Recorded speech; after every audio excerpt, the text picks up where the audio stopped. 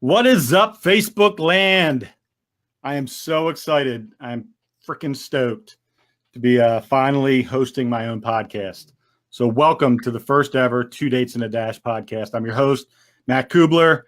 And before I get a chance to introduce my very special guest, I just wanted to give everybody a little bit of an overview as to what the podcast is going to be about from here on out. My goal is to have people like Reggie, people who have truly lived their dash, as guests on my show. I'm going to be very selective because I'm only doing one a week on who I have as a guest. And I have a really cool list of upcoming guests, of people that are inspiring, that have lived amazing lives, that are doing things that, quite frankly, amaze me. And I'm just excited to be able to bring this to my audience, to people that care about me and that support the things that I'm doing.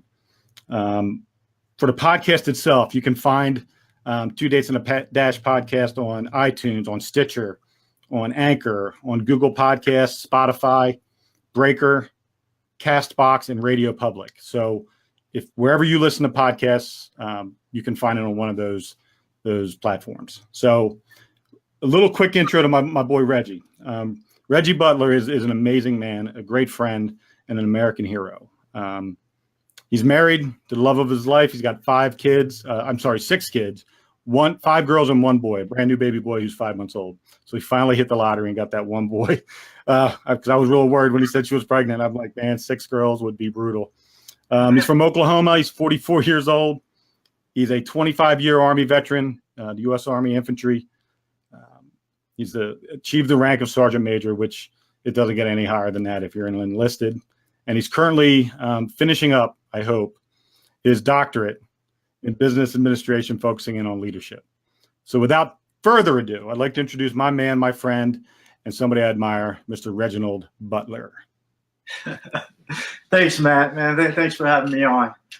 It's a pleasure to be here as always. And I see you got a little bit of a sling going on there. What happened with the wing? Oh, man. That's called of 25 years doing push-ups and not taking care of yourself. I hear that. But so tell me what's been going up with you? What's going on with you these days? So right now, just staying at home with my baby boy, my son, taking care of him. Wifey's off to work every day in the Air Force. And then on the weekends, I'm normally out walking a trail, called Leaving on the Trail, with a good friend of mine named Alexander. And that's just our way of getting out, enjoying each other's company. And we sit there and talk about life, goals, dreams, accomplishment, any problems we may have at the time. And you'd be surprised that when you're out there, you're walking, you're getting it in. It's just so much stuff is on your chest. So many people have problems. We talk about other people, like how do we help them and what's going on with their lives. And it's very inspiring. And the good thing about it is that the word is getting out there. We have people coming out joining us that we don't know.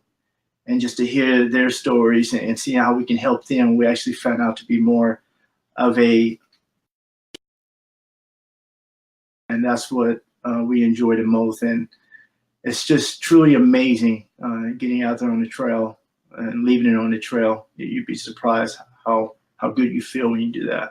And I have to preface, so people may not know that you're currently still stationed in Hawaii. So when you say getting out on the trail, you're kind of in paradise, which is a little bit different maybe than what other people might be thinking the trail looks like. So your views got to be a whole lot better than maybe what we got here in Royersford, Pennsylvania. Yeah, that is a good point. I'm still here in Hawaii for about another 6 months or so, and it's beautiful when you see the waterfalls out there. So many people hiking and just enjoying life. It's truly amazing, and I'm thankful. I'm thankful that I've been here almost 4 years or so, and just never regret life and never regret for being here. So one of the things that, when we met about a year ago, actually this month, a year ago, we were at a speakers conference, and I walked up to Reggie and a couple other guys that were standing outside the bar on the first night. And Reggie asked me a question. He said, so why are you here? And I said, I'll be honest with you. The reason I'm here is I'm trying to look at the competition and see what makes them successful or not successful. And I said, I'm just reading the room.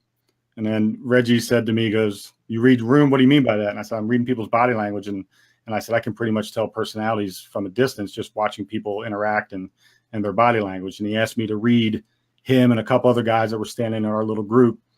And what was your response to that, Reg? Oh, You really want to know? Because I was actually thinking about, first of all, when you told me that, I was shocked because no one has ever been able to read me like that. And to run into someone that I've never met before to tell me so much about me and where I can go with my life as far as speaking, I was so shocked, and I walked away, and I talked to my wife, and I said, "Baby, you're not gonna believe it. I just talked to a guy downstairs who just read me, and it felt good to hear the truth, or that somebody that I don't know believes in me by just reading my body language." And sometimes you need to hear that from someone you don't know that says, "Hey, you know, you could do something more with your life." I could see you just being out there and inspiring people. So I was shocked, and I knew then, I was like, wow, this guy, I definitely want to stay in contact with this guy, because obviously if you can read that, that tells me a lot about yourself. Well, I instantly had a connection with you, and that's why we stayed in touch. And that's why, I made it my mission to help you transition out of the military and into your dream of being a leadership developer and an expert in all things leadership, as well as being an inspirational speaker.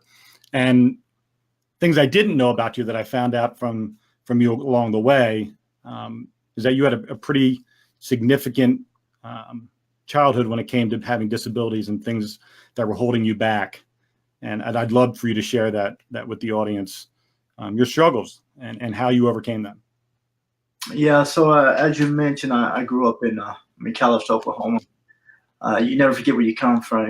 It's something that is just instilled in you, and in order to excel in life, you have to think back and how was my childhood different in the family that I have. And just growing up, my grandfather, he played the father figure in my life. My uncles as well. One was a detective, Uncle Larry Butler, and my uncles, Fatih and Sammy and Uncle Paul. They all served in the military. One was a Navy SEAL, the other one an Airborne Ranger. It was like deep sea diver. And just growing up around them, it was like I had to basically step up my game, because I could never amount to them based off of the stories that they would tell. And some of the things that they would say is, being in Vietnam was that it doesn't matter how well trained you are, a bullet doesn't have a name. Yeah. What you do is just take care of your soldiers and train them to the best of their ability. But another thing that kept me going in life and thinking back was that when I was a child, I had braces on my legs, similar to Forrest Gump. And I tell that story. It took many years for me to kind of just let it off my chest. And I think that's what you have to do no matter what you're going through in life. You have to be able to just tell someone, let it off your chest, or else it's going to be on your heart, and it's going to weigh you down for the rest of your life. So I had them on my legs, and I remember catching the school bus every morning, and sometimes we were late, and I would run just like Forrest Gump, a stiff leg, and trying to catch the bus. My sister Val was like, run, and the school bus would just leave. And I could see the kids looking out of the window and calling me Frankenstein and laughing. And looking back, it was kind of funny, it's childhood life, but it hurts as a child. And not only that, I couldn't say anything back to them. And can you imagine, Matt, someone talking about you so bad that you can't even speak back? Because I also had a speech impediment. I used to stutter a lot, and I just wouldn't say anything because I was afraid of people making fun of me. And growing up and being in 4th, 5th, 6th grade, even all the way to 8th grade, the teacher would call me out, Miss Potter, I'll never forget her, and she'd call me out and say, hey. But all other kids well, not all, but some would kind of make fun of me and call me retard or stupid or something like that. But I think I learned a great deal back then, because I knew then that I have to be the best that I can be. I cannot continue to live my life having other people tear me down. I have to do what I can. Either I do speech therapy, and I just do what I can to make yourself better. And I remember my grandfather, we went to several doctors. My mom would take me to Oklahoma City, Dallas, and all the doctors said I would never be able to run. That's just the way he's going to be. But one day, my grandfather and my mother took me to a doctor in the woods, way back there in the cut, as we would say in Oklahoma. And he looked at my legs and he says, "Well, you know what? You buy this guy a tricycle, you have him ride that thing everywhere he goes, he'll straighten out his legs." And that's amazing. I just want to stop right there. The fact that a tricycle was the diagnosis, was the solution to your diagnosis. Keep going, but it blows my mind. Yes, it's truly amazing. So my grandfather took me to Walmart and he bought me a purple tricycle. And I rode that thing everywhere because I knew I was like, I had to straighten out my legs. I can't continue on with this life. And man, I guess it was 2 or 3 years of doing that. I'm not exactly sure. I can't remember too much, but I do remember that I got so tired of wearing those braces. And every time I'd sit down, the straps would pinch the back of my legs. And it was just seeing so many people look at you in public when you have some type of disability. That stuck with me forever. It stuck with me until this day. And I got so tired of those braces that I threw them in the trash, the dumpster. Don't tell my mom this, but I threw them in the dumpster and I took off running. And I ran. I mean, as a kid, I probably ran like 6, 8, 10 miles. It felt like 20 because I was so young. But I just kept running because it just felt so good to be free. And it was just, man, awesome experience. So the amazing part about all that is that through all that trial and tribulation, your disabilities with your walking with your legs, your speech impediment. As you know, my brother was a severe stutterer, so I grew up with that in my life, and I'm very aware of the struggles and how that makes not only the person who stutters feel, but also the people that are around them, that feeling of uncomfortability, and that there's nothing that you can do to change it. And that I know had to be almost as difficult, if not more difficult, than the leg braces, because you had no out. Like if you had an issue with your legs, but you could talk fine, you could talk your way out of some of that stuff. Yes. When people were making fun of you. But when you didn't have a chance to defend yourself verbally, when people were making fun of you for your leg braces, and then they would make fun of you for your stutter, it was like this compound. And my brother was autistic and then also stuttered. So it was like the same thing compounded by both those difficulties. So I'm first of all in awe of you and the fact you were able to overcome both of those so amazingly. I mean, you're sitting here talking to me and no one would ever know that you had a speech impediment. And when you said you threw your braces in the dumpster and just started running, I mean, that is literally and figuratively the I'm done. Like you said, I'm just done with all of this nonsense. And I'm just going to I'm going to go run, and I'm going to show the world that nothing's going to hold me back. And when you did that, that was like the launch of you. Yes. Of Reggie. That's where Reggie was born. The Reggie that would evolve into all the things you've done today, to this date, which is amazing. And we're going to talk about more as the podcast goes on about all those amazing things. But the single greatest component to you is your ability to be resilient, your ability to go, I know what's in front of me. I know how I can figure out how to overcome it, and then work your ass off to do so. And I think that's what resonated with me when we met. Like I could sense that aura about you, that I'm never going to quit. No one's ever going to outwork me. I'm always going to be the last one in, the first one in, the last one out. I'm always going to be there for my soldiers. Like that is the thing that just inspired me and got me to really be attracted to you as a human being and want to help you and be a part of your life. And for that, I'm in awe.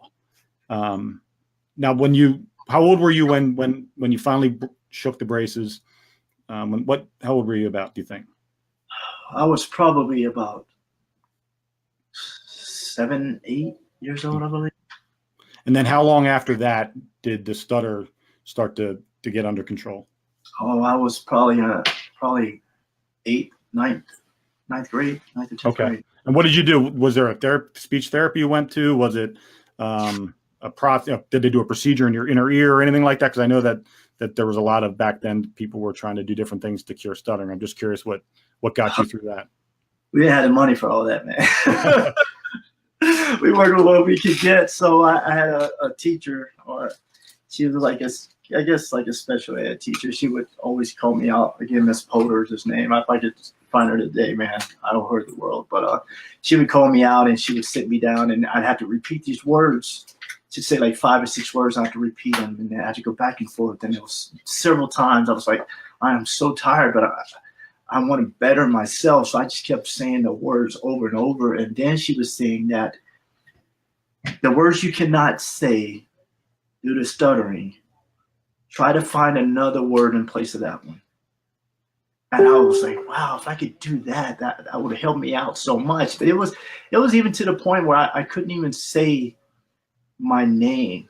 I would say Wedgie, you know, or Infamy. It was hard to even say my name. And I guess that's what put me in the closet. And thinking back, when I talk to people I grew up with and they say, man, Reggie, you were such a bad kid. And I was like, me? You know, not me. But now that I look back and when I talk to my cousin Willie, he used to tell me I used to chase him with a bat or hit him with a belt. And because I had so much frustration built up inside of me because I envied them because they had everything. They could run, they could talk, walk. I mean, yes. And I didn't have that. So I guess that was my way of getting back. I just had a lot of frustration in a complex that I didn't realize I had until I said I'm going to do better. And when I started to do better, I really started to see that I can't hold others accountable for my disability. Yeah. It's just, man. So now you're 9th, 10th grade, you're starting to deal with the stutter and you're starting to get control over being able to deal with when and when not you're going to stutter based on certain words. At what point in time did you say I'm going to make the decision to go into the military? Oh, that was again. So my mother had a lot of health problems growing up, mental wise. So a lot of times we would have to stay with one of our uncles or aunts until she started feeling better. I'm not ashamed to say that most people back home they know the same, and she's raised my 2 brothers and 2 sisters in the household the best as she can, and none of us are doing bad in life. Great siblings, I love them to death, but so I would have to stay with my uncles and just hearing their stories about Vietnam and the camaraderie they had, and it was like a new brotherhood. And growing up in Oklahoma, it was, I guess, a little bit of racial tension at that time, and you would see it, and just hearing the stories that they went through and knowing that you can kind of, I wouldn't say escape, but try to better your life. Because I guess when you grow up in a neighborhood, you say, well, most people you see, and I think we all experience that, you go back home, you still see the same people, but what are they doing with their life? Yeah. I didn't want that to be my life because I had overcome so many challenges that the only way I have to go is up. I can't go back. I have to continue moving forward. And if I accomplish one goal, I have to set another and another and another. But listening to them and listening to that type of culture that they had, I was like, wow, what is this? So as a junior in high school, me and my other brother, is like a half brother, name is Sean. He said, hey, there's a recruiter at school. If we go to the maps today, he can get us out of school. And I was like, what? He said, yeah, we don't have to join, but it gets us out of school. Anyway, make a long story short, we went out to Oklahoma City, and I ended up getting in, and he did not. He had a medical condition or something small or whatever it was. But he said, hey, just continue going, and I'll follow you later.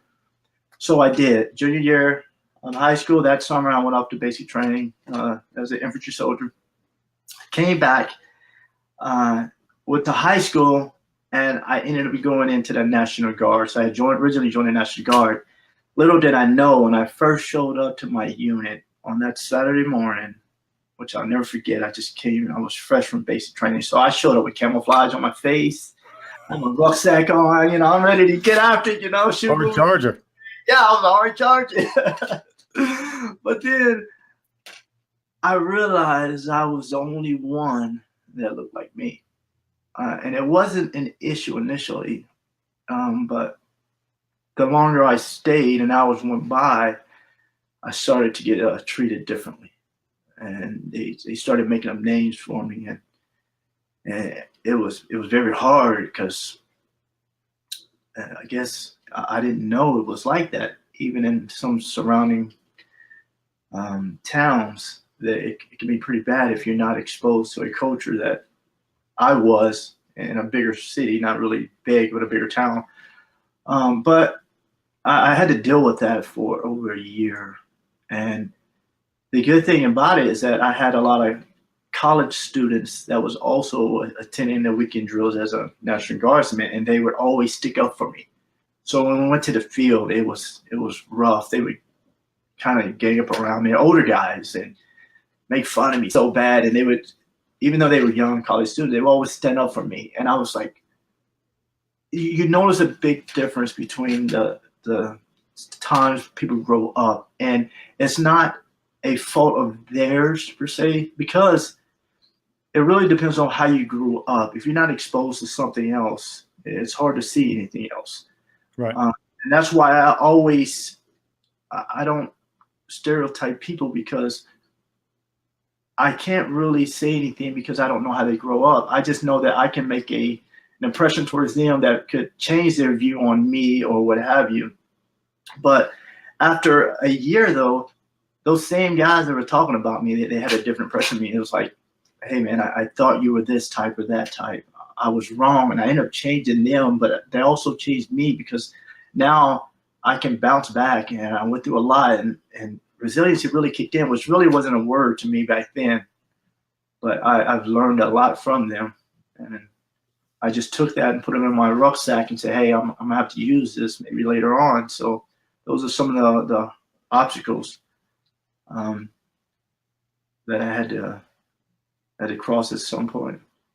So now, you entered in high school the National Guard, and then at some point you graduated high school. And did you go active duty immediately, or did you stay in the National Guard for a while? Well, I went to college for a little bit, and I had gotten married and had my oldest daughter, Chloe, at the time. I still have her, but but at that time, and I knew I had to provide for my family. And I worked at a chicken plant, and trust me, I don't know if you ever worked in no place that was like 40, 35 degrees, wearing a full up plastic gear and rubber boots. And a lot of times I would do 12 hours, 14-hour shifts just to put food on the table. And trust me, I did not like working there. And I hear people saying how much they hate their job.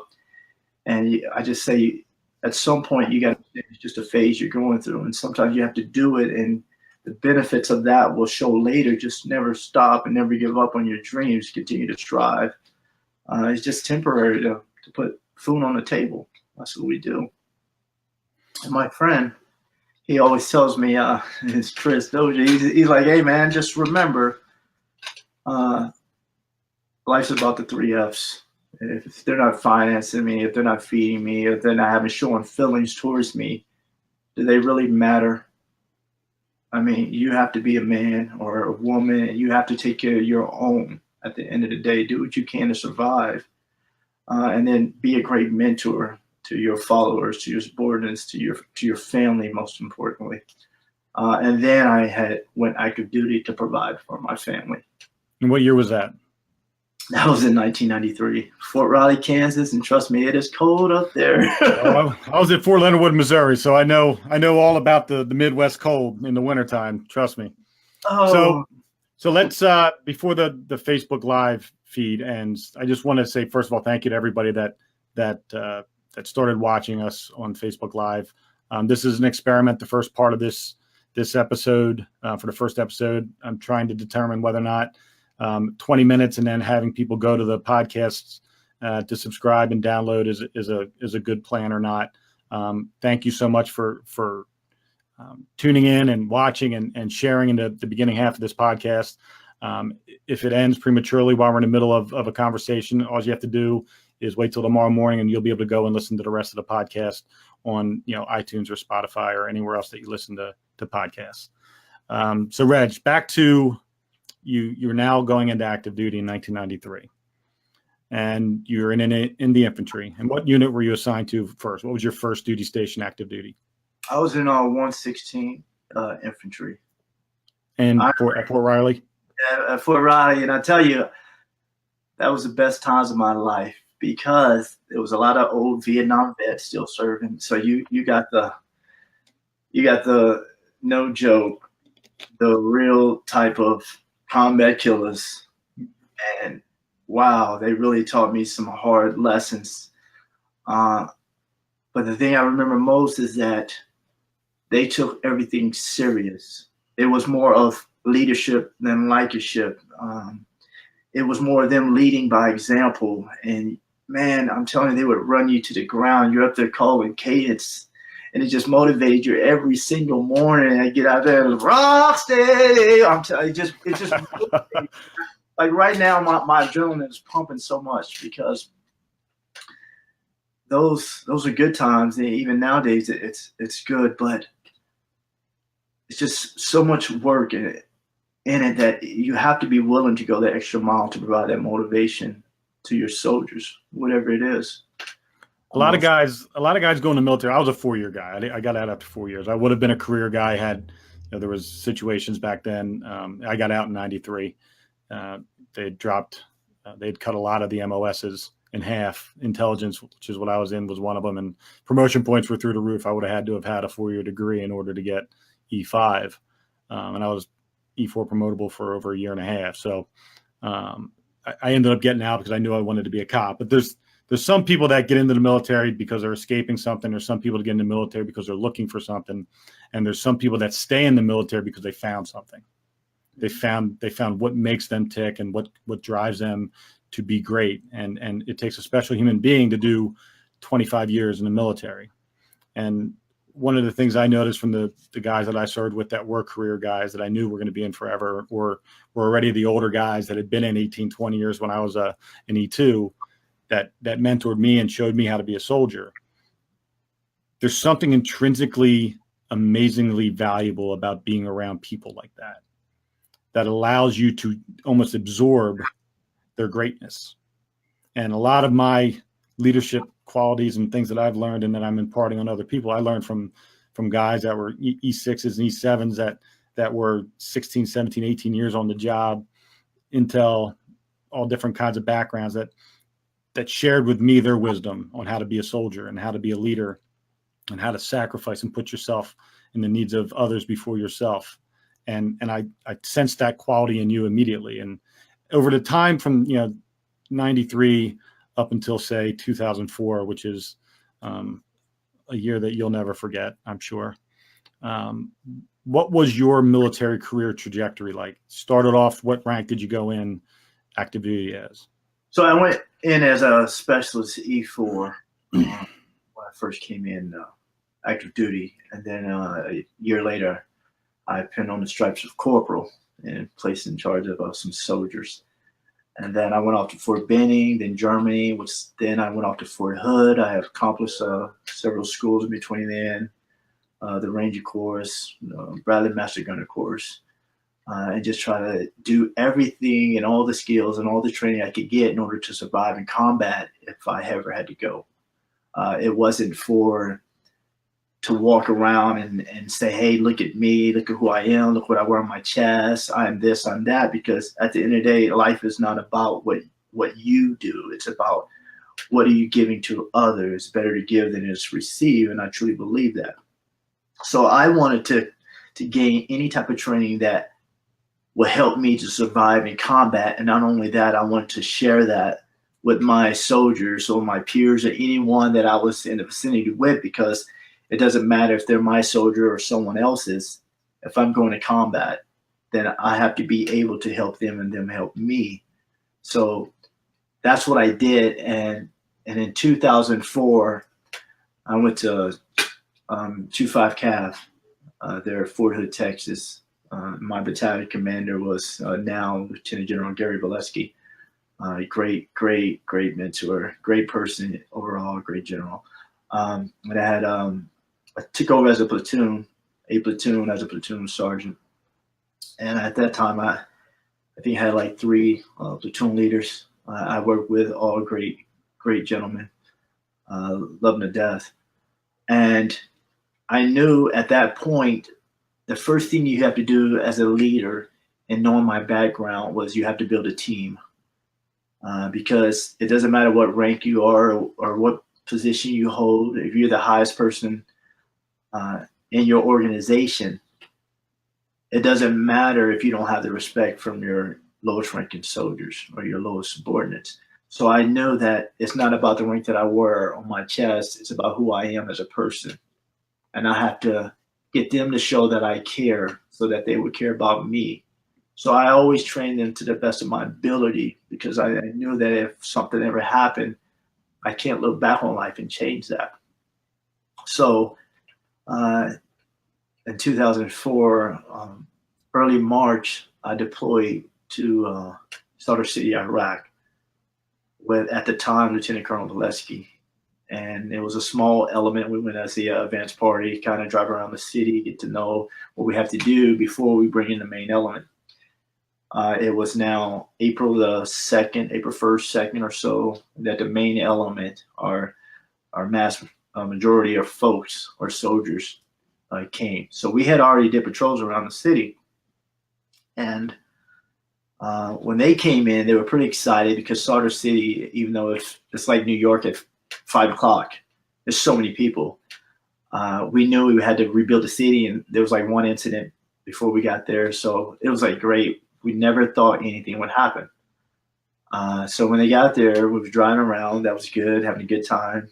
On April 4th, a platoon from Charlie Company was pinned down. They were escorting the sewage truck around, and they got pinned down. And at that time, we were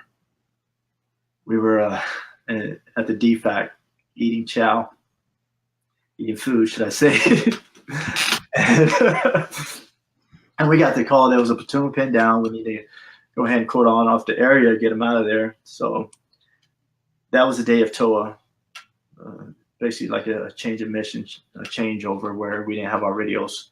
Everything wasn't set in place. We was waiting for the last unit, who was still there, to leave so we can occupy their space. But it doesn't matter when we have our own brothers and sisters that are pinned down. We're going to do anything we can to help out. So we ended up loading up our vehicles. Just some of it wasn't even the crew that we showed up with to go. It was just random soldiers who said, "Hey, I wanted to help out. I want to go out there with you." So on my vehicle, I had my driver, Eddie Rambola, I had Richard Gonzalez, I had Dr. Sean Krabby, and then I had my gunner, Specialist Army Cason.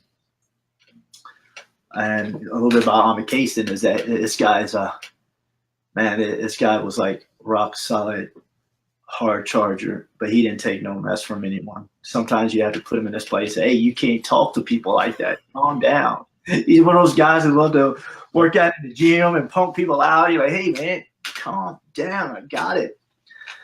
And we became pretty close, because he was a challenge. He was a leadership challenge, trying to take someone who grew up and had a rough life, and he was married and he had 2 young kids, and I knew how that was like. So I tried to help him as a young soldier, young man.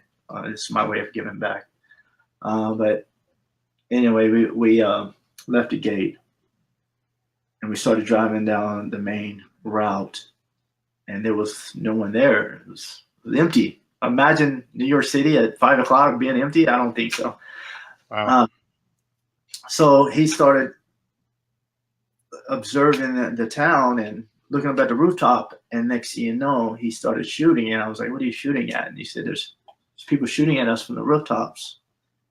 And that's when it hits you, because in training, we shoot, no one shoots back. Right. You know, you go out to the range, you shoot all day, and it's like it's almost like a game, because no one is shooting back.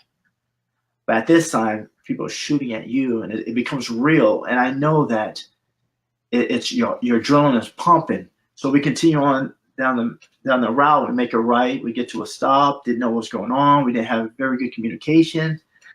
And Casey looks at me and he says, well, he just yells at me. He says, Sean B, you scared? I'm like, no, man, I ain't scared. You scared? And everybody's laughing and stuff. I had no idea why we stopped. And then we picked up again and went down another route. And that's when everything went down. The Bradley in front of us stopped and did a pivot right, and we were stuck in between the middle barriers and the wall or the buildings. So we were stuck sitting ducks, and they opened up from the top of the rooftops firing at us. And all I could hear was the radio starting David Ryan, I'm hit, Apple's hit, Fournier's hit, and just you name it. I hear KP talking. I'm talking to my first arm Rick Stuckey, and he's like, hey, what's going on? Turn around, move forward. And I said, I can't, we're stuck. And all I heard was Ernesto, man, Shane, just everyone's just on these little walkie-talkies. And I just knew, and next thing you know, my gunner, Casey gets hit. And he drops down inside of the vehicle. And I had Doc Krabby right behind me, and he starts working on it. Next thing you know, Casey jumps back up and starts shooting. And I'm like, wow, this guy's like a superhero. I mean, I knew it was hard, but that's pretty hard. And starts shooting and falls down. And I just see him, a lot of bodily fluid coming out of him, and still sitting ducks. We couldn't move. And I looked around. I knew I had to do something. And just to hear that over the radio and everybody saying, we need to get out of here. And the Bradley in front of us say they moved.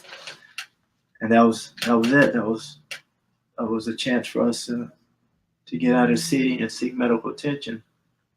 So I led the vehicle, turn around, and they're still shooting at us. And it's surprising, Matt, that they had trapped us in. There were so many roadblocks every single turn. Every single turn. It's like being in the middle of New York City. You're trying to get out at 5 o'clock, and every road you turn is blocked with like steel and dumpsters or what have you. And we just ran them over. And I remember bullets pinging all around the vehicle. We took a left, we took another right and left. And then when we finally got to the edge of the start of city, a Humvee came, LMTV, which is like a bigger type of truck with no tarp on it. And it had like 20 soldiers in the back. They had no cover. And I couldn't see anyone. All I could see is Elliot up front. And I could just see like Miranda. But one thing I'll never forget seeing is that when that LMTV came around that corner, I seen a flow of blood flowing out of the back of it like a waterfall.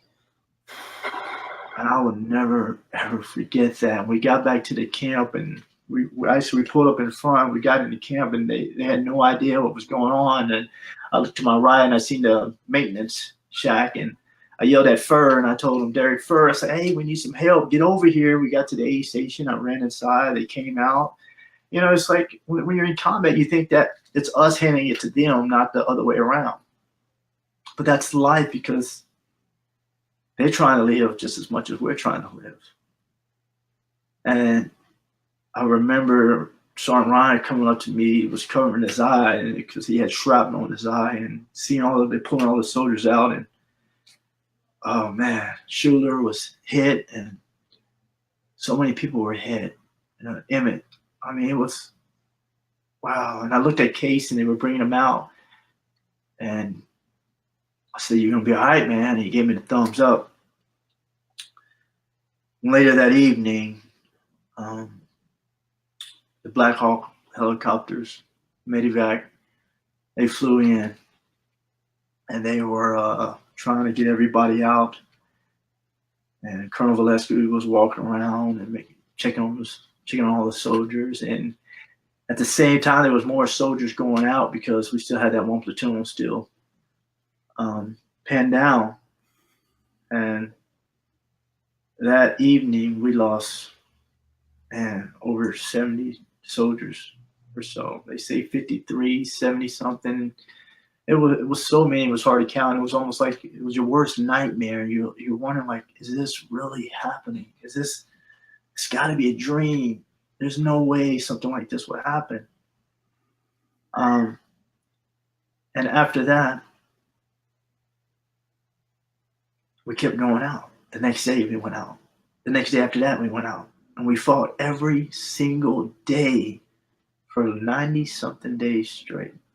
90-something days straight. But one thing I'll never forget, even 60, 70, 80 days later, sometimes you have to ask yourself, why would you go back out there? That's hard. And that second day was even the hardest because we knew what we were getting ourselves into. And they look at you and they say, man, why? How am I going to influence or motivate my soldiers or my friends, my brothers and sisters to go back out? How do I do it? So I asked for volunteers, while some other units out there, they were making their soldiers go, but I asked for volunteers. And I'm glad I did, because when I walked out that door, it was a small number of soldiers. But then everybody else, they joined in, and I turned back around. I looked at them, I said, what changed your mind? They said, you were always there for us. And if something was to happen to you, then that would stay on me for the rest of my life. And I'll never forget that. And I'm so glad I treated them like they were my own family. And that's what leadership is about. But I'll never forget one story. And I think past 14, 15 years, most people have asked me, why would you go back out? You have to. You have to go back out, because if you don't, it's almost like jumping off the diving board for the first time. You're scared. We all know that. But the minute you jump, second time might be a little scared, third time, but you just keep going and you get used to it. And I hate to say it, but you get used to fighting. It's sad, but true. You get used to it. Yeah. And I was just looking at that, and I was like, wow. And I was like, I just think Colonel Valesky, man, he's a pretty hard man. I think most people I know, they would also say that. But I also know that they get the type of training at that level to help the American soldiers succeed in combat. And that's repetitions, going back out, getting used to it. But the main thing, or the one point I'll never, ever forget, was that it was so bad that they had to bring in Bradleys for us to get on, because we were in Humvees, thin-skinned vehicles, getting hit left and right. And they brought these Bradleys in, and it was like, yeah, it felt a lot safer. Then one day they said, after a huge fight that we had, it was pretty rough that day. They said, put the Bradleys back in the motor pool and take out Humvees. I was like, you kidding me? That was my initial thought, but as a leader, you can't say that to your soldiers. I was like, wow, why would they say that? Okay. So I told the soldiers, and of course, soldiers, they're going to just tell it all. They're going to tell it all. And I was like, hey, calm down. Trust me on this. We are a family. We are a team. We have to believe in each other. And we went. And we went down the main route that we got ambushed on. And it was a little scary at first, but as we were going down, I seen a convoy, patrol coming the other way, and I was like, wow, who else is out here? Who else is out here besides us? And the patrol stopped, and I get out of the vehicle, and this guy jumps out of the vehicle. And who was it? It was Colonel Valesky, my battalion commander, in the heat of the battle. And I was like, wow, that is leadership. Leaders don't ask their subordinates to do something that they won't do themselves. I'll never forget that. And it wasn't, that day proved to me, but I knew, because every day he would always tell you to do something, but he always did it first. He was the first one in. I went with him. He was the last one out. He was, and it's just not him. It's a person. Anyone. If you're a leader, you have to lead by example. First one in, last one out. You have to. And then I remember Martha Radich came in, which is she's an awesome person. And she went down in the city, and she was there a couple of times or a few times. And I'm so thankful that she wrote the book or gathered all the information. She had several people working for her to collect all the stories. And then it came out with a Nat Geo miniseries called The Long Road Home. And I'm thankful. And the thing that I want to share with most is that the book, the miniseries, none of it would have happened, in my opinion, if it wasn't for the soldiers that we lost. This is to remember them and what they went through. It is not about me. Like when I watch it, I don't think it has anything to do with me. I think of soldiers that are sacrificing their lives to better everyone else and their freedom. For me to just sit here in Hawaii and just enjoy the weather, knowing that there's soldiers over there still fighting to this day. I mean, the mayor that just got killed with the 7 kids. Yeah. And I'm like, there's still people over there fighting. It's not about the people who are living. It's about the people who are no longer with us, those soldiers who paid the ultimate sacrifice. It is not like, well, this is our story. And this is, yeah, I got it. If it's your story, tell your story. But it is not to say, hey, you did this or I did this. It's remember the soldiers that we lost. It's about them, because I stay in touch with Casey's wife, Allison, and her kids. And I seen them last year at the premiere, and I'm like, and she's going through some times right now where she's trying to figure out how to play that father figure to her son, Gabe. And it's like, knowing that he doesn't no longer have a father there. And I look at myself, and I'm thankful, because I probably wouldn't have been here if it wasn't for his father. And if people would realize that it is not about you, you can reach a certain level in your career. And even if I was to take off and I was become well known throughout the world, it is not because of I'm in it for self gratification. It's because I believe in giving back to others. I want to tell their story because it is not about receiving; it's about giving. That's the true happiness in life. Well, first of all, I am in awe of you. I'm in awe of your strength and your courage and your leadership, and I know for a fact that everything you're saying is authentically you, and I know for a fact that anybody who's watching this broadcast is going to see that, and that's the beautiful part about video, and a beautiful part about sharing and watching someone tell a story, and that's why you're going to be an amazing speaker, and it's a great transition from your military career and the long road home story and the way that you so eloquently told of what happened that day. And you're now in a position where you're exiting your time as a career soldier, and you're going to leave that part of you behind. And it will always be part of who you are. It'll always be part of why you are so great and why you have so much skill and so much empathy and so much courage and so much strength. But it's going to be a part of your past. Let's talk about where you plan on going now with your future, now that the military career is going to be winding up here in a few months. So 25 years is a very long time, and I probably would have stayed in longer, I tell you, Matt, because, man, I love soldiers. I love them so much. It's so great to just share your experiences, because I don't want them to see what I had to see in life. I want to give back, but as I mentioned about leading by example, I'm at the point in my life now where I didn't really seek medical attention coming up. And now I've got some medical condition now that says, hey, the doctor told me if I continue to run, that I would never be able to walk again. Right. So people are like, well, that doesn't mean you have to get out of the Army. That's true. But for me and my beliefs, if we were called to go to combat today and say, hey, everyone, all the leadership is no longer available. We need you to step in.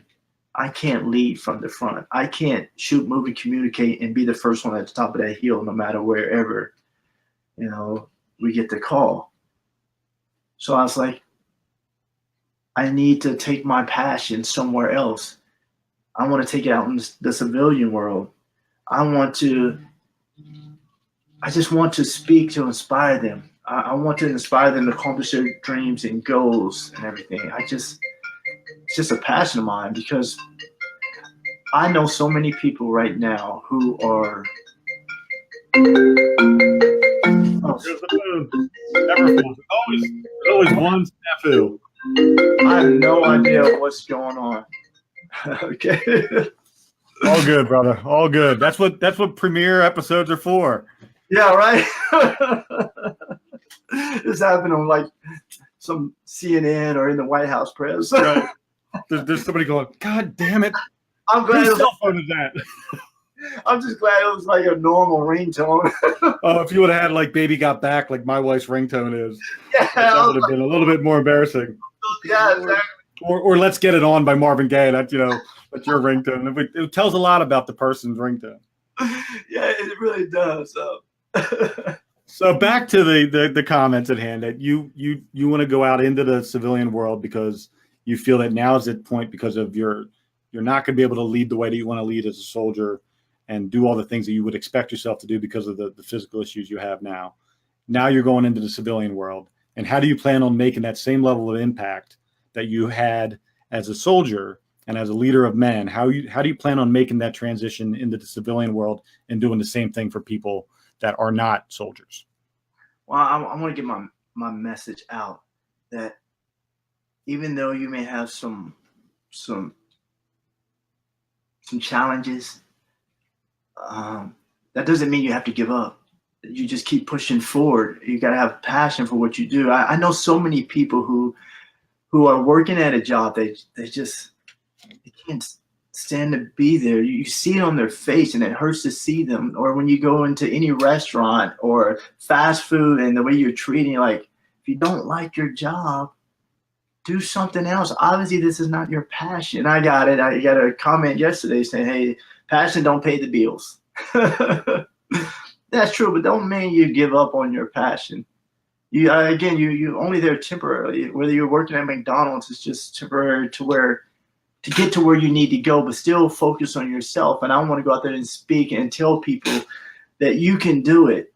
It is not just, you can't give up. I see so much negative talk. And if you have negative people in your life, they're just going to bring you down. And sometimes when I'm talking on the phone with random people, all I hear is negative things. I'm like, you can't change it. Some things you can never change. Be happy that you're still living, because I know people who are not here today. I have a very, very good friend that I also deployed with in 2004. His name is Edgar Barrera. And I know I don't say his name right. I got to roll the R's and what have you. But he is like one of the hardest guys that I know. And I look up to him. And I stayed in contact with this because not only he stepped on a landmine, and he's now a triple amputee. And he is the hardest person that I know. He is truly unbelievable, because the sling that I have on my arm, and my wife was taking care of me, and I was telling my professor, I said, I can't work on my homework right now because I can't type. I only got one arm. And I sat there and I was thinking, man, I can't do it. And I thought about people who are in a little worse shape than I am. And I reached out to, we call him BB. And I said, BB, says, man, you're like a mentor of mine, man. You're like my idol. Because I'm sitting up here complaining about not being able to use my right hand. But I see you're walking. You're doing live DJ. You're an artist. He even did my own Butlevation logo. And I'm like, with one arm, that's all he has. And I'm like, that's truly amazing. And just to see him just put jokes on Facebook. So I'm like, hey, has anybody seen my new shoes that came in the mail? And I'm like, oh my goodness. And I was like, man, I love that. I love you because you, just because everything that happened doesn't hold you back. And when you see people that post things on Facebook that it's like, I'm going through a lot, I have this or have that, I'm like, you know what, I got it. It's a part of life, but there is someone going through a lot more than what you are. Be thankful for your life. Be thankful for being here. And if you don't like your current situation, do something about it. Just do it. It amazes me sometimes the feeling that people have that life ends at 16, 18, 20, 25, 30, 40, and they're stuck, and that feeling of stuck. And I run into it a lot, and I try to explain to people that you're only stuck because you're choosing to be. Life is a series of choices that you make, and there's positive and negative returns on those choices. Right now, you're in one of those negative ones. Yeah. So you're just one choice away from a positive one. You got to make that decision to do it. And I think what your message is and your Butlervation, which is, I love the name. At first I was like, Butler, what? But then I was like, oh, motivation, Butlervation. I got it. So now I love it because I see it and I'm like, that makes so much sense. And it's who you are. I mean, when I created I Got You, people are like, oh my God, that's totally you. And Butlervation is totally you. I get it. It signifies who you are and what you stand for. And I love that. I love the use of your name, because everybody in the military is your last name, right? Yeah, that's like, so it's just, it literally is perfect the way that you came up with it. So moving forward, you're going to get out in March. Next month I'm actually officially out of the military on the 1st of December. And my and wife transition after she's done, you're going to go to Tampa. That's correct. She retired from the Air Force in May. So when she starts transition leave, then we will leave and head off to Tampa. So for people that don't know, Reggie's going to be one of my speakers at my event that I'm going to be hosting in the spring, in April or May. The goal is to have Reggie, myself, and 3 other speakers at this night of inspiration that I'm going to be having here outside of Philadelphia. And one of my goals in life is to help Reggie in his transition to get to the point where he is well-known, respected, and requested to be a speaker and leadership expert in any environment that he sees fit. And I'm impressed with his, I mean, he's got more swag already. He's got a t-shirt making thing at home, and he's like, I don't have anything like that. I don't even have a business card. I have a website. That's as far as I've gotten in my evolution. But he's got shirts made, and the dude is ready to, when it's launch time for Reggie and Butlervation, he's going to have someone selling t-shirts, I'm sure, at the event. He's going to have all kinds of stuff going on, and I love it. I freaking love it. And I'm excited for you, brother. I really am. I know for a fact that you're going to be a rock star. I know that your genuine, heartfelt vulnerability that you can share with other people about the trials and tribulations that you faced in your life and how you overcame them. And it's not just Reggie, the combat veteran.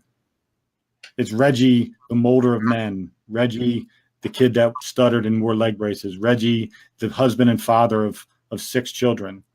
All the things that encompass who you are as a human being and as a man is what makes you great. And your ability to be great, maybe not all the time and every time, but to be consistently present in every aspect of your life and then excel in every aspect of your life when given the opportunity, is the key to being an amazing human being, an amazing man. And it's my pleasure to have had you on my first ever podcast. I did a lot of podcasts this summer, and I can tell you it's a lot harder and a lot more stressful to be the host of a podcast than it ever was to be a guest of a podcast. And I hope that this format, which I'm going to, hopefully become better at as this goes on, has allowed you to share the way that you wanted to share your story and to say the things that you wanted to say today. And I'm just thankful that I asked you and that you said yes, and that this is the first one, and that it'll always be the first one that we ever did, and we did it together. Hey, man, I appreciate your friendship, man. I appreciate who you are. And trust me, man, I know you got my back. I got yours, man. I just want to let you know I love you, and I'm always here for you, man. Appreciate everything you do. I love you too, brother. So for everybody that watched on Facebook Live, everybody that downloads this podcast and listens to it, I thank you. My life has been enriched because of all of you that are in it, and that you showed the energy and the effort to come on the show and share comments on Facebook, and to listen to Reggie's story and to hear me babble. Means a lot to me personally. And I hope that as the podcasts evolve, that I do you guys proud, and that you can say that at one point in time you knew me when. And I can promise you that I will never forget where I came from. I'm always going to be from Potts Vegas, and that's who I am and who I will always be. And I love each and every one of you. And Reggie, I love you. I'm proud of you, and I will continually have your back. When I say I got you, I mean it. Thanks a lot, bro.